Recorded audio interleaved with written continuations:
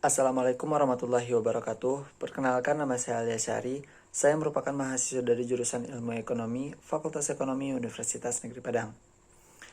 Video ini merupakan lanjutan pembahasan materi kuliah Ekonomi Pembangunan 1 dengan dosen pembimbing Bapak Dr. Alpon Satrianto SEME. Pada video kali ini saya akan membahas tentang kemiskinan, ketimpangan, dan pembangunan. Yang pertama yaitu kemiskinan. Kemiskinan merupakan ketidakmampuan untuk memenuhi standar hidup minimum. Kemiskinan ada dua bagian. Yang pertama kemiskinan absolut, di mana jumlah penduduk yang hidup di bawah garis kemiskinan yang tidak dapat memenuhi kebutuhan dasarnya. Dan yang kedua kemiskinan relatif, di mana pendapatan nasional yang diterima oleh masing-masing golongan pendapatan. Selanjutnya yaitu ukuran kemiskinan. Kemiskinan biasanya dilihat dari garis kemiskinan yang didasarkan pada konsumsi individu. Garis kemiskinan menghitung pengeluaran yang diperlukan untuk membeli standar gizi minimum dan kebutuhan dasar atau makanan pokok. Indikator kemiskinan di Indonesia. BPS mengukur kemiskinan dengan dua cara. Yang pertama melalui pendekatan kebutuhan dasar atau basic need approach, di mana pendekatan ini mengukur kemiskinan melalui ketidakmampuan seseorang untuk memenuhi kebutuhan dasar atau makanan yang dipatok 2100 kalori per hari. Dan yang kedua yaitu head count index, di mana untuk mengukur kemiskinan dengan menggunakan nilai rupiah dengan pendapatan minimal $2 per hari. Selanjutnya yaitu penyebab-penyebab kemiskinan. Yang pertama, terlalu mengantungkan diri pada sektor pertanian dengan produksi yang masih tradisional.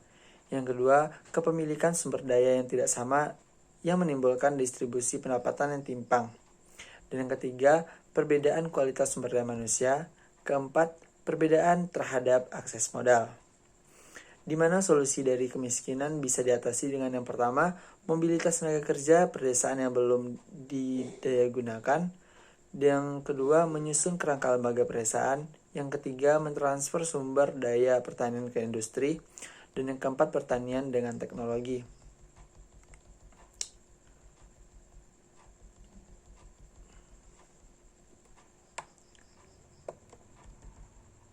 Selanjutnya yaitu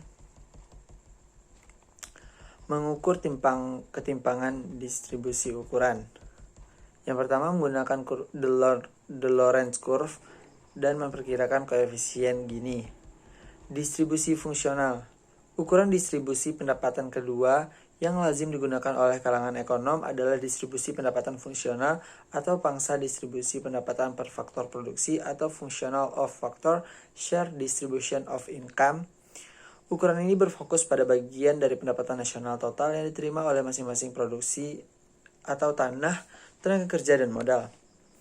Teori distribusi pendapatan fungsional ini pada dasarnya mempersoalkan persentase penghasilan tenaga kerja secara keseluruhan, bukan sebagai unit-unit usaha atau faktor produksi yang terpisah secara individual, dan membandingkannya dengan persentase pendapatan total yang dibagikan dalam bentuk sewa, bunga, dan laba, atau masing-masing merupakan perolehan dari tanah, modal, uang, dan fisik. Sudah cukup banyak keputakan teoritis yang dibangun atas dasar konsep distribusi pendapatan fungsional atau functional income distribution tersebut. Masing-masing mencoba menjelaskan besar atau kecilnya pendapatan dari suatu faktor produksi dengan memperhitungkan kontribusi faktor tersebut terhadap keseluruhan kegiatan produksi. Selanjutnya yaitu saya akan bahas tentang mengukur kemiskinan absolut. Cakupan kemiskinan adalah jumlah penduduk yang tidak mampu mendapatkan sumber daya yang cukup untuk memenuhi kebutuhan dasar. Mereka hidup di bawah tingkat pendapatan real minimum tertentu atau di bawah garis kemiskinan internasional. Garis tersebut tidak mengenal tapal batas antar negara, tidak tergantung pada tingkat pendapatan per kapita di suatu negara, dan juga memperhitungkan perbedaan tingkat harga antar negara dengan mengukur penduduk miskin sebagai orang yang hidup kurang dari $1 atau $2 per hari. Kemiskinan absolut dapat diukur dengan angka atau hitungan per kepala untuk mengetahui seberapa banyak orang yang berpenghasilan berada di bawah garis kemiskinan absolut.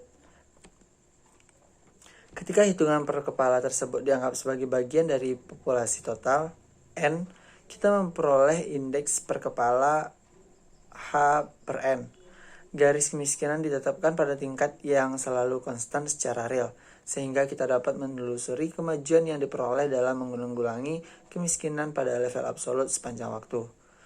Gagasan yang mendasari penetapan level ini adalah suatu standar minimum di mana seseorang yang hidup dalam kesengsaraan absolut manusia, yaitu ketika kesehatan seseorang sangat buruk. Ukuran Foster-Green-Thorndike. Terkadang kita mengukur derajat ketimpangan pendapatan di antara kaum miskin, seperti koefisien Gini antar kaum miskin, GP atau koefisien varian pendapatan atau CV, antar kaum miskin, CVP. Koefisien Gini atau CV antar kaum miskin tersebut penting diketahui karena dampak guncangan perekonomian terhadap kemiskinan dapat sangat berbeda, tergantung pada tingkat distribusi sumber daya di antara kaum miskin. Seperti dalam ukuran ketimpangan, terdapat beberapa kriteria ukuran kemiskinan yang diinginkan yang telah diterima secara luas oleh para ekonom pembangunan, yaitu prinsip-prinsip anonimitas, independensi populasi, monotonisitas, sensitivitas distribusional. Dua prinsip yang pertama sangat mirip karakteristiknya dengan yang digunakan untuk membahas indeks ketimpangan. Ukuran cakupan kemiskinan tidak boleh tergantung pada siapa yang miskin atau apakah negara tersebut mempunyai jumlah penduduk yang banyak atau sedikit. Prinsip monotonisitas berarti bahwa jika ada memberi sejumlah uang kepada seseorang yang berada di bawah garis kemiskinan, dan jika semua pendapatan yang lain tetap, maka kemiskinan yang terjadi tidak mungkin lebih tinggi daripada sebelumnya. Prinsip sensitivitas distribusional menyatakan bahwa dengan semua hal yang lainnya sama, jika Anda mentransfer pendapatan dari orang miskin ke orang kaya, maka akibatnya perekonomian akan menjadi lebih miskin. Ukuran rasio head count atau per kepala memenuhi syarat anonimitas, independensi populasi, dan monotonitas, namun gagal memenuhi syarat sensitivitas distribusional. Dengan kata lain, rasio ini tidak akan menghitung dampak diferensial dari kenaikan harga beras, sedangkan head count yang sederhana gagal, bahkan untuk memenuhi prinsip independensi populasi. Selanjutnya yaitu kemiskinan, ketimpangan, dan kesejahteraan sosial. Masalah yang ditimbulkan oleh kemiskinan absolut sudah jelas. Tidak ada masyarakat beradab yang dapat merasa nyaman dengan kondisi di mana rekan-rekan senegaranya berada dalam kesengsaraan absolut karena kemiskinan yang dideritanya. Namun masuk akal juga bila dinyatakan jika prioritas utama kita adalah pemberantasan kemiskinan absolut. Mengapa ketimpangan relatif juga harus diperhatikan? Jika ketimpangan di antara golongan miskin merupakan faktor penting untuk memahami kedalaman kemiskinan dan dampak perubahan pasar serta kebijakan terhadap rakyat miskin, mengapa kita harus juga memperhatikan ketimpangan yang terjadi di antara orang-orang yang berada di atas garis kemiskinan?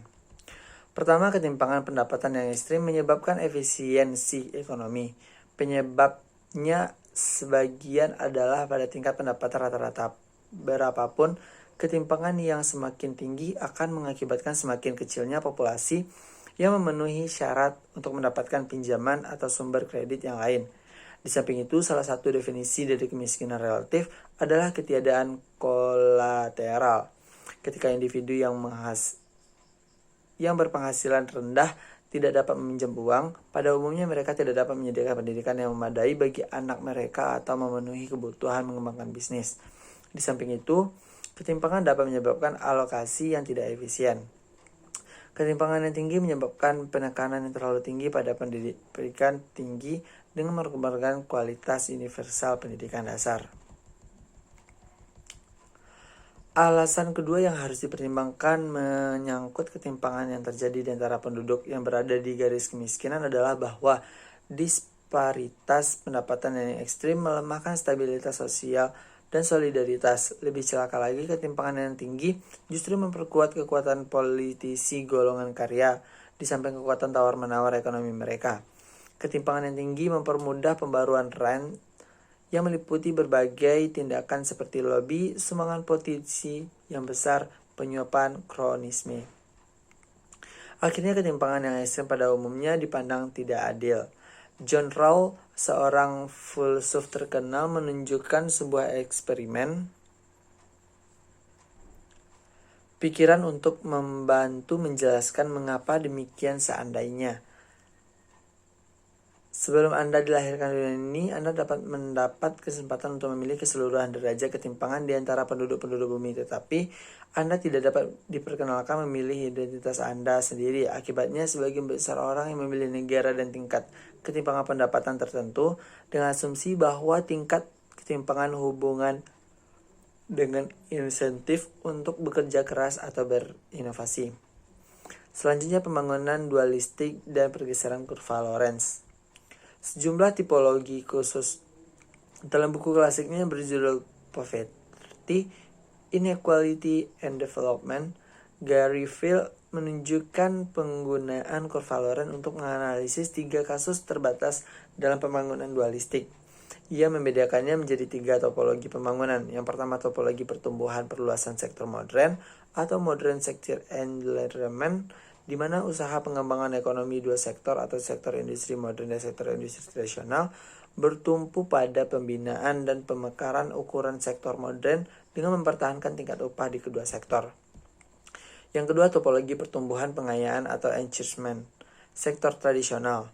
Di sini perekonomian memang tumbuh, tetapi yang benar-benar menikmati buah pertumbuhan itu hanya terbatas pada segelintir orang yang berkecimpung di sektor modern. Sedangkan jumlah pekerja maupun tingkat upah kaum pekerja di sektor tradisional tetap.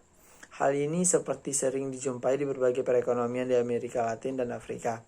Dan yang ketiga, dalam topologi pertumbuhan ini, hampir semua manfaat pertumbuhan tercurah secara merata ke para pekerja di sektor tradisional, dan hanya sedikit saja atau bahkan tidak ada yang dinikmati oleh sektor industri modern. Selanjutnya yaitu pertumbuhan dan kemiskinan. Terdapat perbedaan yang santer terdengar di kalangan pembuatan kebijakan bahwa pengeluaran publik yang digunakan untuk menanggulangi kemiskinan dan mengurangi dana yang dapat digunakan untuk mempercepat pertumbuhan. Selain tabungan keuangan, golongan miskin cenderung membelanjakan tambahan pendapatan untuk memperoleh gizi yang lebih baik, pendidikan untuk anak-anak mereka, perbaikan kondisi rumah, dan pengeluaran-pengeluaran lain yang lebih mencerminkan investasi dan bukan konsumsi, khususnya jika dilihat dari sudut pandang orang miskin. Paling tidak terdapat 5 alasan mengapa kebijakan yang ditunjukkan untuk mengurangi kemiskinan tidak harus memperlambat laju pertumbuhan. Yang pertama, kemiskinan yang meluas menciptakan kondisi yang membuat kaum miskin tidak mempunyai akses terhadap pinjaman kredit. Yang kedua, akal sehat yang digunakan untuk banyak data empiris terbaru menyaksikan fakta. Yang ketiga, pendapatan yang rendah dan standar hidup yang buruk yang dialami oleh golongan miskin. Yang keempat, peningkatan tingkat pendapatan golongan miskin akan mendorong kenaikan permintaan produk kebutuhan rumah tangga buatan lokal. Yang kelima, penurunan kemiskinan secara massal dapat menstimulasi ekspansi ekonomi yang lebih sehat karena merupakan intensif materi dan psikologi yang kuat bagi meluasnya partisipasi publik dalam proses pembangunan. Kondisi yang terakhir bahkan dapat menciptakan penolakan masyarakat luas terhadap kemajuan dan ketidaksabaran terhadap laju pertumbuhan dan pembangunan terhadap kegagalan untuk mengubah kondisi material mereka. Selanjutnya yaitu karakteristik ekonomi kelompok masyarakat miskin. Sampai sekian jauh, kita telah memperoleh gambaran-gambaran secara garis besar atau masalah distribusi pendapatan kemiskinan di negara-negara berkembang. Kita telah memahami bahwa perpaduan tingkat pendapatan per kapita yang rendah dan distribusi pendapatan yang sangat tidak merata akan menghasilkan kemiskinan absolut yang parah. Tingginya tingkat pendapatan per kapita tidak menjamin lebih rendahnya tingkat kemiskinan absolut. Pemahaman terhadap hakikat distribusi ukuran pendapatan merupakan landasan dasar bagi setiap analisis masalah kemiskinan di negara-negara yang berpendapatan rendah. Selanjutnya yaitu kemiskinan di pedesaan. Salah satu generasi yang terbilang paling valid mengenai penduduk miskin adalah bahwasanya mereka pada umumnya bertempat tinggal di daerah-daerah pedesaan dengan mata pencarian pokok di bidang-bidang pertanian. Telah diketahui sejak lama bahwa sekitar 2/3 penduduk miskin di negara-negara berkembang masih menggantungkan hidup mereka pada pertanian yang subsisten, baik sebagai petani kecil atau buruh tani yang menghasilkan berpenghasilan rendah. Selanjutnya, 1/3 penduduk miskin lainnya kebanyakan juga tinggal di pedesaan dan mereka hanya mengenakan hidupnya dari usaha-usaha jasa kecil-kecilan. Yang menarik, walaupun sebagian besar penduduk dengan kemiskinan absolut tinggal di daerah pedesaan, Bagian terbesar dari pengeluaran sebagian besar pemerintah negara berkembang selama seperempat abad terakhir justru lebih tercurah ke daerah-daerah perkotaan dan berbagai sektor ekonomi, yakni sektor-sektor manufaktur, modern, dan sektor komersial. Selanjutnya yaitu kaum wanita dan kemiskinan. Mayoritas penduduk miskin di dunia adalah kaum wanita. Jika dibandingkan standar hidup penduduk termiskin di berbagai negara berkembang, mereka lah yang paling menderita. Kemiskinan dan kekurangan gizi, dan mereka pula yang paling sedikit menerima pelayanan kesehatan, air bersih, sanitasi, dan berbagai bentuk jasa sosial lainnya. Segmen masyarakat termiskin dunia ketiga hidup dalam rumah tangga yang dikepalai wanita. Karena di dalam rumah tangga itu tidak ada pria yang dapat memberi nafkah. Karena potensi mereka dalam membuat pendapatan sendiri jauh lebih rendah daripada potensi yang dimiliki oleh kaum pria. Mereka dan keluarga yang diasuhnya merupakan anggota tetap kelompok masyarakat yang paling miskin.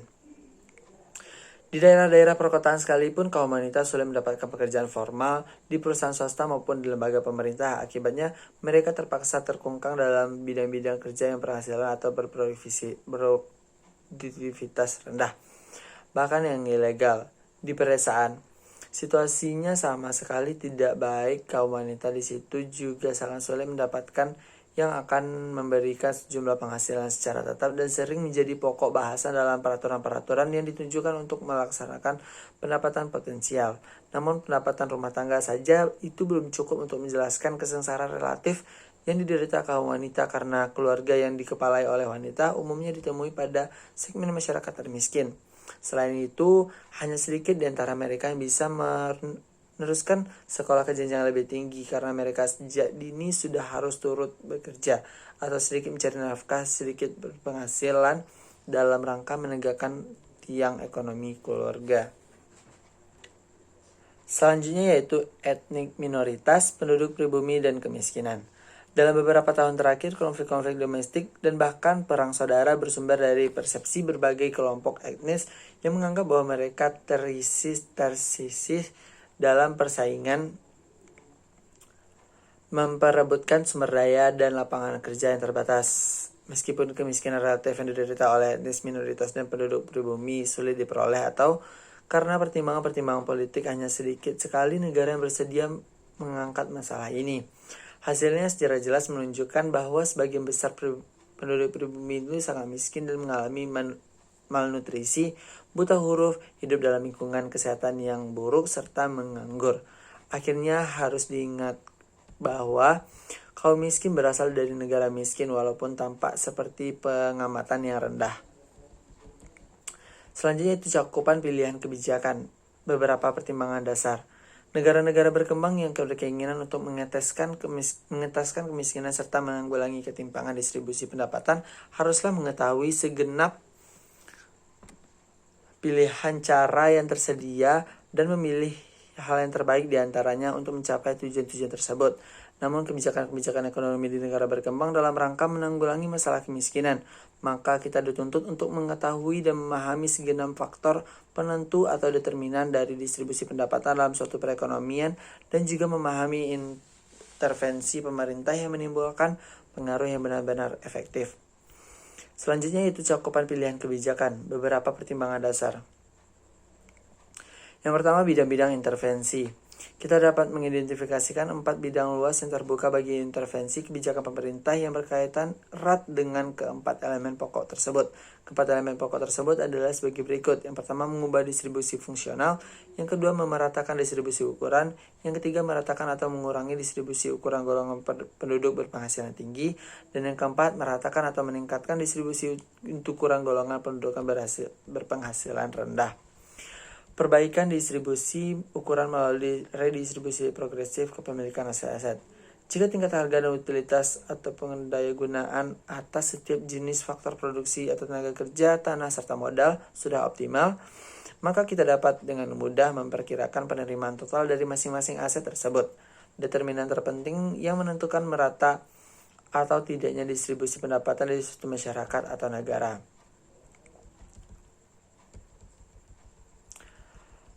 Selanjutnya itu pengurangan distribusi ukuran golongan atas melalui pajak pendapatan dan kekayaan yang progresif. Salah satu sumber utama yang sangat potensial bagi pembiayaan pembangunan ialah pengenaan pajak langsung dan progresif terhadap pendapatan maupun kekayaan.